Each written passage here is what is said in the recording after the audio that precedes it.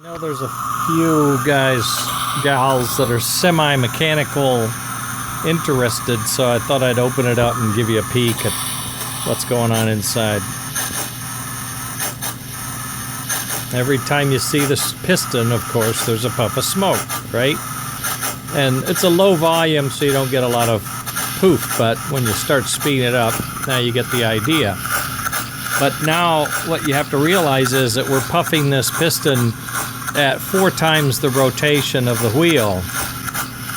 So you're getting those 4 chuffs. The sound is actually being triggered. You can see that little disc going around on the white wheel right there at the top. That is a magnet. That's a tiny, real powerful magnet. And behind it is a little sensor that's magnetically sensitive.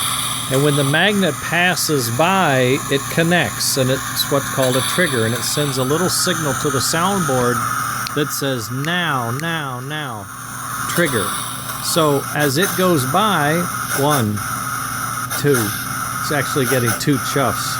One chuff, an unchuff and a chuff. That's not necessarily desirable, but okay. So now you can see the wheel is going around, right? 1, 2, 3, 4. The wheel's going around 1 time, but this wheel is going around 4 times. In reality, the piston on the engine is exhaling 4 times also, so it's the accurate 4 puffs per and 4 puffs and chuffs per revolution. That's the whole ball game. And the trick is, it's very compact. It's very, very small. And it's something that we could actually, I think, could package and offer as a kit. I'm not exactly 100%, but I'm pretty sure that could be done if wanted to. And then the electronics are coming back here. This is a Timco motor, which has a flywheel, which is interesting because it gives you a little more rotational momentum. So you get the realistic starts and stops from a steam engine in particular. This first board is the sound board. The black thing in the middle is a speaker baffle. And then the back board is actually the board that's doing all the control logic for starting, stopping, and maintaining speed.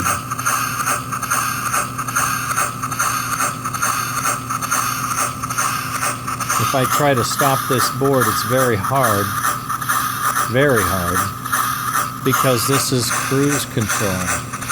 So once I set it on very low speed, even if I had a heavy load, the board will provide the amperage necessary to maintain the same speed. So we would operate at a very low speed, yet we'd be able to pull the load.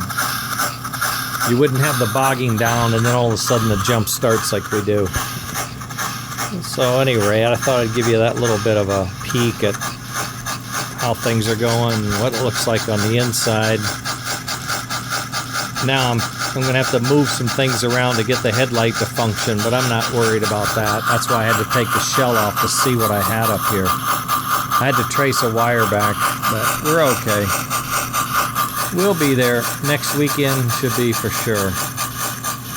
And maybe tomorrow I'll actually put it on the track and see how that operates, pulling trains and stuff. Okay, gang, that's the story, Morning Glory. We're highballing it.